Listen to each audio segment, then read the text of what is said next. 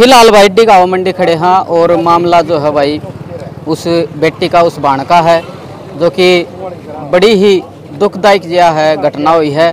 और पहली बापा ने वीडियो दिखाई, मन्ना वकील साहब की वीडियो देखी तो खुल के जो है भाई बताने लग रहे हैं। जो एफआईआर हुई और जो पोस्टमार्टम होया उसमें जो रिपोर्ट आई आज मैं फिर पूछूंगा। और देखो हर कोई जो है इतना नहीं सोच सकता। वकील साहब ने बताई कि जब गर्दन काटी तो खून भी पड़ने थे, धब्बे भी लागने थे, लेकिन उसका जो कुर्ता है उसके ऊपर खून के धब्बे नहीं हैं। तो इनमें भी कुछ ज्ञान है, इसलिए जो है बताने लग रहे हैं। सर नमस्कार। जी नमस्ते जी। सबसे पहले तो मैं आपके इस चैनल का मैं धन्यवाद देता हूं कि आपने स्वतः संज्ञान लेके इस बहुत ही गंभीर मुद्दे को आप प्रकाशित कर रहे हैं। सर ऐसे जो मामले हैं अंधेरा हैं, आपने ऐसे मामले कितने देख लिए और कितने सुलझा लिए? सर 22 साल से तो मैं वकालत के पेशे में हूं और जब से छात्र राजनीति में तब से हम जब भी किसी गरीब पे अत्याचार, अनाचार और ऐसा कोई विभत्स से घटना होती है तो हम हमारी टेंडेंसी है, प्रवृत्ति है कि हम उसको न्याय दिलाने के लिए आगे आए। हम संघर्ष करते रहते हैं। अब से पहले सैकड़ों मामलों में हम एजिटेशन में आ चुके और कम से कम 30 और 35 मामले जिनमें मैंने क्रिमिनल केसेस में, रेप केसेस में मैं मुद्दइया का वकील रहा हूँ, पीड़िता का वकील रहा हूँ और मैंने ऐसे अपराधियों को सजा दिलवाने का काम किया। सर हम तो बहुत छोटे हैं, मार दो जो है जान तमारण की धमकी आ जाए तो आप दो बयान दी होगी? निसंदेह ये जान परमात्मा को देनी है और इसमें क्या फर्क पड़ता है। मैं चला गया तो मेरे विचार तो रहेंगे। आते हैं धमकी? हाँ बहुत आती हैं, धमकियाँ भी आती हैं, प्रलोभन भी आते हैं। अच्छा। एक बार यहाँ एक महिला कोई महाराष्ट्र की थी, मराठी कोई महिला थी, उसके साथ रेप हो गया और रेप करके उसको बुरी तरह से ब्रूटल मर्डर कर दिया उसका और वो मामला रफा दफा हो गया। हमारे इन जैसे लोगों ने बड़ी पंचायत की और उस मामले को उठाया। उठाने के बाद में 9 लोगों के खिलाफ मुकदमा दर्ज हुआ और जब मैं उसमें गवाह था। अच्छा। मैं और शिकायत करता मैं ही था, कंप्लेंट मुझे शिकायत करता। अच्छा। मैं क्यों, वो तो कोई लावारिस औरत थी। फिर उसके बाद में वो सारे दबंग घरों से थे तो उन्होंने पहले तो स्कॉर्पियो गाड़ी और 5-5 लाख रुपए देने ही प्रलोभन दिया। तो मैंने बोला ये तो थोड़े हैं जी, बोला क्या मार दो मेरे को, जिंदा तो रहूँगा तो मैं गवाही देगा। फिर उसके बाद में ये भी कहा कि बोले यार 9 लोगों की उम्र कैद होएगी, इसमें एक को टपका देते हैं। तो मैंने बोला ये भी देख लो, लेकिन ऐसा कुछ करते नहीं। उनको पता है और मुझे भी पता है कि मैं न्याय के लिए लड़ रहा हूँ तो मैं ये लड़ता रहूँगा जब तक जान, और कोई नुकसान नहीं पहुँचा सकता मेरे को। मैं कोई डरता ही नहीं हूँ। अच्छा। हाँ कतई डर नहीं है मेरे को। मतलब कोई गन है आपके पास, कोई पिस्टल है? वो तो प्राइवेट वो तो प्राइवेट विषय है। डरते हैं ना फिर आपसे भी डरते। ये जो हमारी आवाज है ना, इस आवाज में पिस्टल भी है और इस आवाज में लाठी भी है। जब मैं यूँ कहता हूँ कि हमें इस बात का गर्व है कि जब हम कल मैंने कॉल की थी, मैं कहा साथियों हम यहाँ मुर्दाघर के बाहर खड़े हैं और आप डिगावा में जाके पंचायत करो।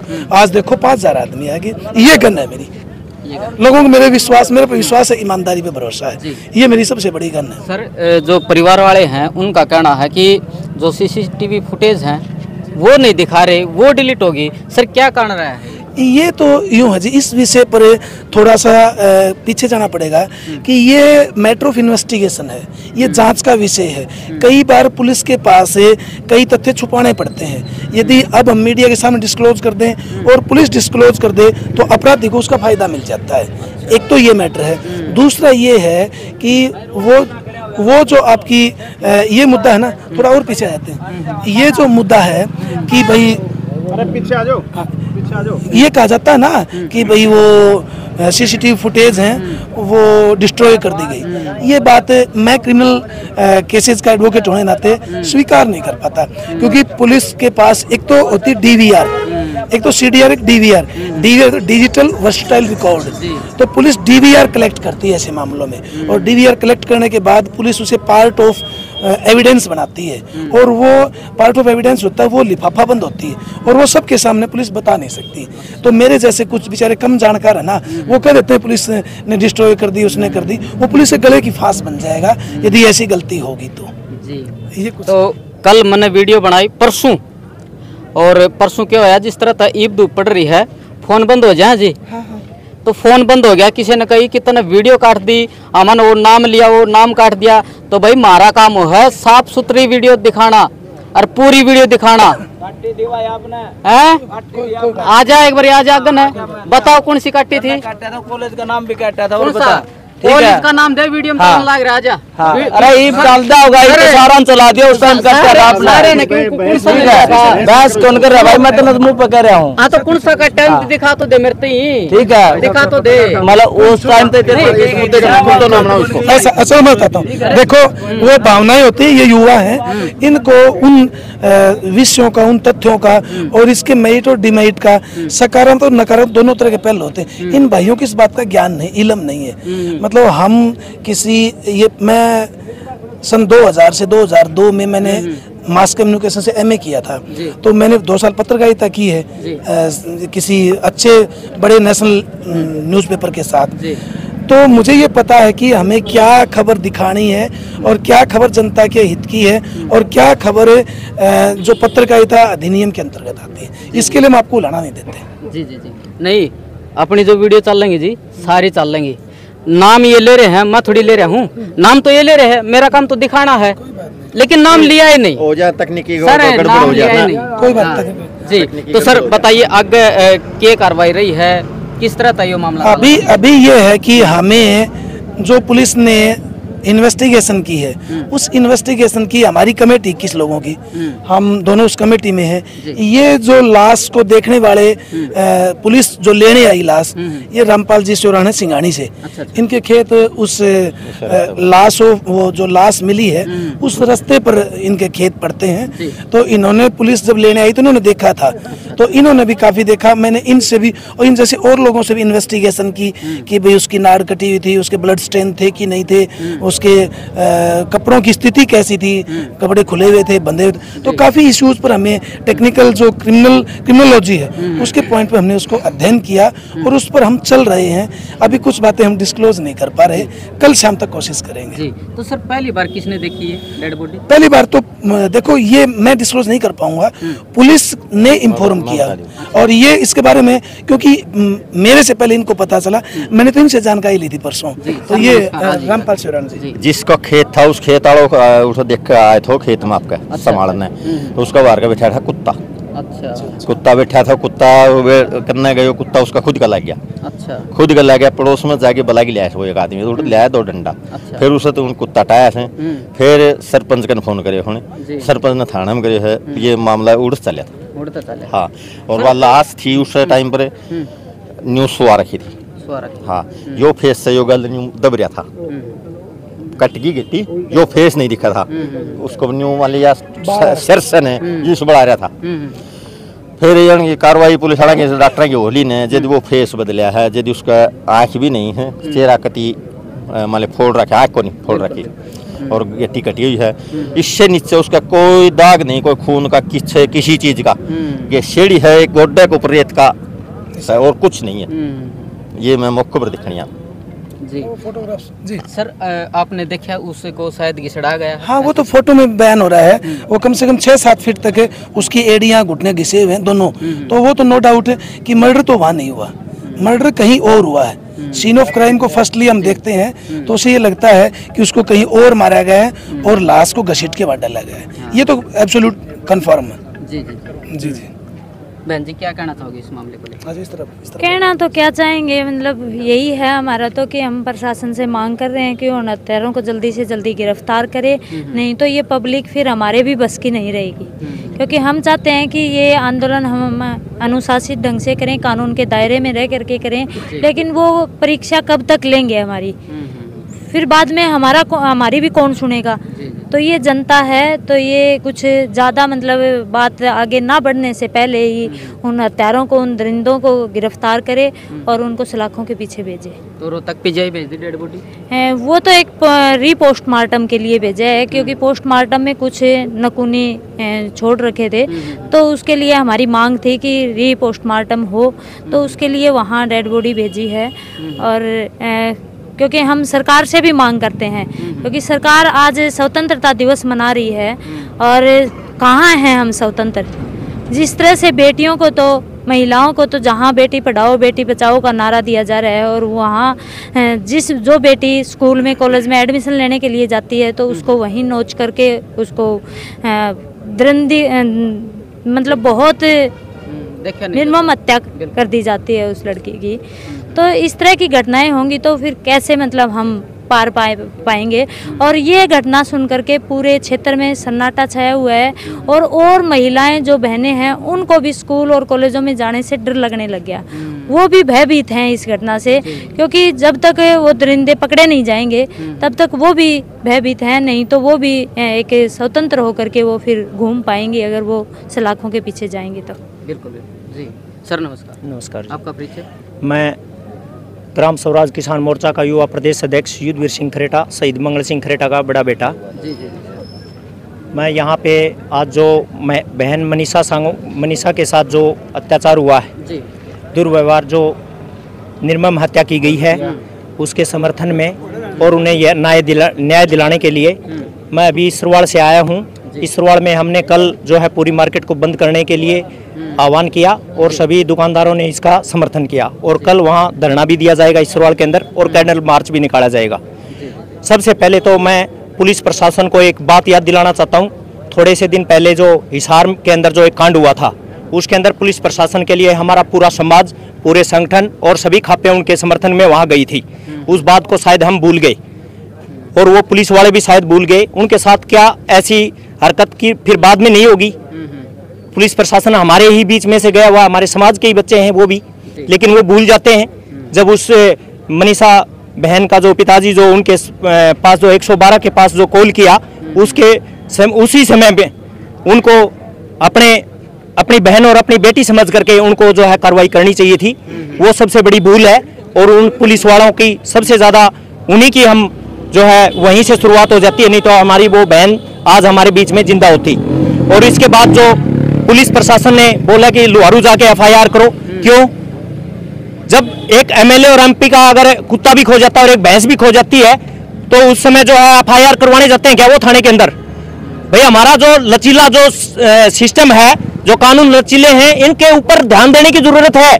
हम समाज आज जो यहाँ इकट्ठा हुआ है इन सबको ये चेताना चाहते हैं कि भी ऐसे कानून ही ऐसे हैं जिसके कारण हम पिसते जा रहे हैं, हर रोज पिसते जा रहे हैं। हम यहाँ इकट्ठे हुए हैं तो इसके ऊपर भी एक जो है निर्णय लें, कठोर निर्णय लें कि ऐसे कानून हमें नहीं चाहिए। जो हमारे लिव इन रिलेशनशिप कानून हुआ और इसी तरह के जो कानून हैं हमारे लिए बहुत ही घातक हैं। और इस बहन मनीषा के ऊपर जो अत्याचार हुआ है, हम चाहते हैं कि उन दरिंदों को जल्द से जल्द गिरफ्तार करें। और MLA और MP की अगर बेटी होती, किसी विधायक की और किसी सांसद की बेटी होती तो क्या इतना टाइम लगता? पहली बात तो FIR भी नोट करने का उनका वो देते ही नहीं और फटाफट उनके ऊपर FIR अपने आप ही हो जाती है। क्या ऑनलाइन होती है उस टाइम FIR? हमारी नहीं हो सकती ऐसे। हम समाज जो हमारा समाज है सबसे ज्यादा जो है ऐसी घटनाएं हमारे साथ होती हैं। तो इसलिए हम उस सरकार को चेताना चाहते हैं कि ये धरना प्रदर्शन जो चल रहा है, हमारा जो मतलब इतने मायूस होकर के यहाँ सभी आए हैं और इनके साथ परिवार के साथ खड़े हैं, तो ये ना समझें कि ये बिल्कुल शांत हैं।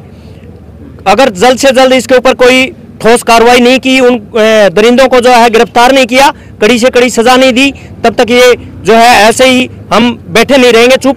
हम कड़े निर्णय लेंगे और उन निर्णयों के बारे में हम सोच भी नहीं सकते कि कैसे निर्णय हम लेंगे, क्योंकि हमारे जो युवा हैं बहुत ही दिल के अंदर बहुत ज्यादा छेद हो चुका है, घाव हो चुका है और वो घाव बढ़ने वाला नहीं है। जब तक पुलिस प्रशासन और सरकार जो है उसके ऊपर कार्रवाई नहीं करेगी तब तक ये घाव नहीं भरेगा। कभी ये सोच रहे हो पुलिस प्रशासन और सरकार कि भी ऐसे ही मतलब ये यहाँ शांत बैठे और आगे बाद में सरकार ये वो फैसले लेने के बाद वो ये ना बोले कि ये उग्र हो गए, ये फलाना हो गए, दिक्कत हो गए। तो भाई जब दर्द होता है तो दर्द के कारण कुछ भी हो सकता है। और वो जो परिवार है जिसकी बेटी है वो उस परिवार के ऊपर क्या बीत रही होगी आज? क्या कोई वो पुलिस जो प्रशासन है वो ये सोच के देखे उनकी भी कुछ ना कुछ लगती होगी वो, क्योंकि हमारे तार कहीं ना कहीं से जुड़े होते हैं एक दूसरे से, रिश्ते के अंदर पूरे समाज के अंदर ऐसे ही जुड़ते हैं और हमें एक होकर के ये लड़ाई लड़ेंगे। और जब तक हम नहीं उठेंगे और जब तक हम चैन की नींद नहीं लेंगे, जब तक ये बिल्कुल जो है इसका दूध का दूध और पानी का पानी नहीं होता। हम इनके साथ हैं और उस परिवार को हम सांत्वना देना चाहते हैं कि हम कंधे से कंधा मिला करके चलेंगे। हम पुरजोर जो है उनके समर्थन में रहेंगे। इसी के साथ जो है धन्यवाद जी। अच्छा आ जाओ सर। अच्छा सर इस साइड अच्छा जी सर नमस्कार। नमस्ते जी। सर क्या कहना चाहोगे, क्योंकि आज पूरा समाज इकट्ठा हो रहा है, पूरा लोहारू इकट्ठा हो रहा है, बताइए सर। ये जो बेटी की जो हत्या है ये कोई सामान्य घटना नहीं है जी। ये बहुत क्रूरतम, जो जिसको हम कहें क्रूरतम से भी क्रूरतम श्रेणी में इस हत्या को रखा जाएगा। जी। पहले हम सुनते थे यूपी में, बिहार में, दिल्ली में इस तरह की घटनाएं होती थी। जी। एक शांत क्षेत्र लोहारू में इस तरह की घटना बहुत चौंकाने वाली हुआ है। बिल्कुल। और सबसे बड़ी बात यह है कि इनके परिजनों ने उसी दिन शाम को 112 डायल करके बुला लिया और 112 नंबर ने इस घटना को एक सामान्य घटना मान करके इस ओर ध्यान नहीं दिया। यहाँ ये तो दोषी हैं ही, 112 नंबर के जो हैं। मैं तो एसपी साहब को ज़्यादा दोषी मानता हूँ कि उसकी नाक के नीचे इस तरह का पुलिस का तंत्र काम कर रहा है। ये तो उसको देखना चाहिए कि आप जो 112 किस पर्पज़ के लिए, 112 के ऊपर लिखा होता है कि 2 कदम दूर, कि हमें पुलिस से जो है आपकी सहायता के लिए 2 कदम दूर है। तो ये तो आज 5 दिन हो गए, 11 तारीख को घटना हुई और 15 तक जो अनाज पुलिस करी है कि हम तो वही हैं। तो फिर ये ढोंग क्यों रच रखे है 112 का।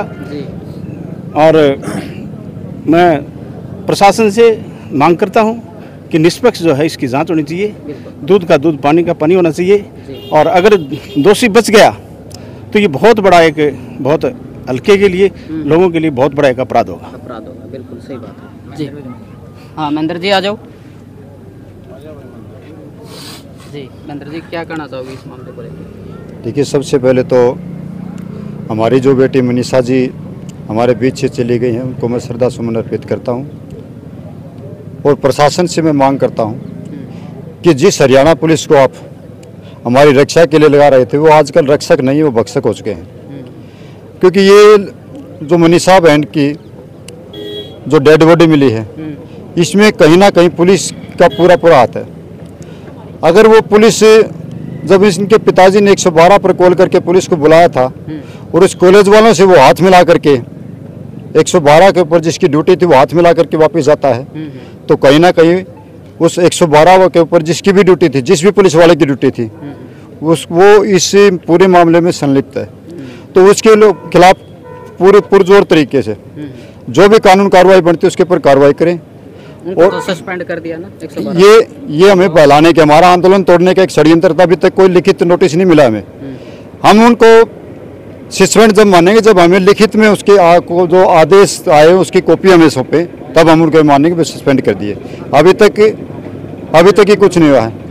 रही दूसरी बात, जब से मुख्यमंत्री साहब के पास गृह मंत्रालय आया है, तब से हरियाणा की पुलिस बेबाक तरीके से बहन बेटियों के ऊपर प्रत्यक्ष हो रहा है, प्रत्यक्ष रूप से कहीं पर भी एक अत्याचार होता है तो वो कोई मतलब कानून कार्रवाई जो होती है वो करते नहीं है। इसी प्रकार अनुसूचित जाति हो, चाहे पिछड़ा वर्ग हो, चाहे कोई भी है आदमी, जहाँ भी अत्याचार होता है तो पुलिस नाकाम साबित होती है। तो मुख्यमंत्री महोदय जी, ये जो लोहारू जो एरिया है, ये हरियाणा प्रदेश का सौरग इलाका है और इसको बदनाम करने के आप षड्यंत्र न रचें। क्योंकि पीछे भी आपने कहीं से 2 मुसलमान साथियों को लाकर के बारवास की बनी में जिंदा जला दिया था, उसमें हमारी बदनामी हुई थी। तो ये आरएसएस और बीजेपी के लोग जो हमारे खिलाफ षड्यंत्र रच रहे हैं, कृपया करके वो अपना षड्यंत्र रचना बंद करें, अन्यथा कि लोहारू की जो जनता है ये जवाब देना भी जानती है। क्योंकि हमने नवाब जैसे जो अपने आप में अहंकारी लोग थे उनके छक्के छुड़ाने का काम किया है, तो आपकी तो हमारी लोहारू की जनता के सामने औकात ही क्या है, हम बता देना चाहते हैं। और हरियाणा पुलिस के तो आईजी साहब हैं, उसको भी हम कह देना चाहते हैं कि अपनी पुलिस के ऊपर लगाम डालें और ये जो अन्याय और अत्याचार में, ये रिश्वतखोरी और भ्रष्टाचार में जो संलिप्त होते हैं, तुरंत प्रभाव से इनको सस्पेंड नहीं, टर्मिनेट करके घर बैठाया जाए और मुकदमा दर्ज किया जाए उनके ऊपर, ताकि 1 के ऊपर, 2 के ऊपर, 4 के ऊपर, 5 के ऊपर अगर मुकदमा दर्ज होगा तो आने वाले मतलब टाइम में कोई पुलिस वाला इस प्रकार की कोई घिनौनी हरकत नहीं करेगा। जिस प्रकार बुआनीखेड़ा के थाने के अंदर 302 का मुकदमा हमने दर्ज करवाया था 7 पुलिस वालों पर, आज बुआनीखेड़ा थाने का इतिहास है। उसके बाद में मजाल किसी भी ऐसे जो आज तक वो आया है तो वो ऐसे तो पहले रिकॉर्ड देखता है, उसके बाद में काम करता है। तो मैं लोहारू के डीएसपी साहब को भी चेताना चाहता हूँ, हम जब तक मौन है तब तक इसकी कार्रवाई करें अन्यथा इसका खामियाजा आप भुगतना पड़ेगा। ये जो हजारों की संख्या में लोग हैं, ये अगर आपने पूरा दिन निकाल दिया, ये परेशान है, ये पूरे दिन परेशान है। अगर आपने शाम 6 बजे 7 बजे तक कार्रवाई करने का काम नहीं किया तो कल लाखों की संख्या में हम पूरा लोहारों को जाम करने का काम करेंगे जी। तो युवा हैं भाई साहब, आ जाओ। तो भाई साहब बताइए, जो दोषी अगर मिल गए तो उनको किस तरह की सज़ा देनी चाहिए? जो सख्त से सख्त मतलब सजा की मांग कर रहे हैं हम। इतना घिनौना मतलब हरकत करी है उन अपराधियों ने, और लचीला जो हमारा देश का ये कानून है गरीब और पूंजीपति के बीच में, वो न करे ये सरकार और न्याय दे। तमाम जो हमारे यहाँ लोहारू के तमाम हरियाणा के साथी यहाँ इस न्याय मांगने के लिए आए हुए हैं बेटी का, कि बेटे के साथ इतना जघन्य अपराध किया है उन अपराधियों ने, वो शब्दों में नहीं कहा जा सकता। और सरकार अब तक कोई कार्रवाई नहीं कर रही। तमाम जो साथी है, आप देख रहे हो मीडिया के माध्यम से, पूरा शहर डिगावा मंडी बिल्कुल जाम है उसके उस विरोध में। तो इस विरोध जता रहे हैं और सरकार इस पे मतलब संज्ञान नहीं ले रही। इसके क्या मायने हैं?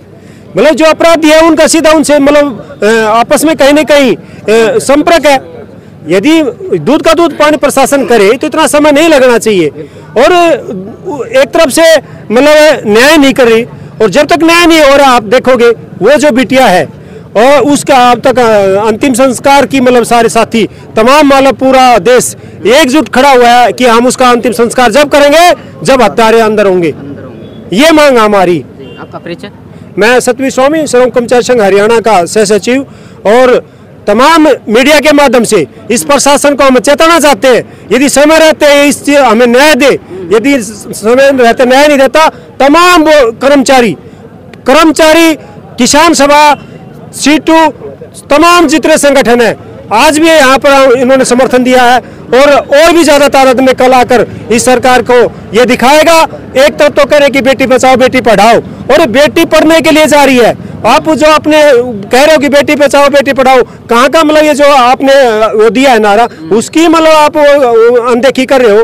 तो हमारी बेटी पढ़ रही थी और ये अत्याचार, तो ये सरकार ने चेतना चाहिए। एक तरफ करा कि नशा मुक्त भारत, नशा मुक्त आप देखोगे स्कूल में मतलब अंदर वो पी रहे दारू, जब पुलिस के सामने और वो पी रहे थे, अरे तो पी रहे थे उनके प्रति कार्रवाई करो ना भाई।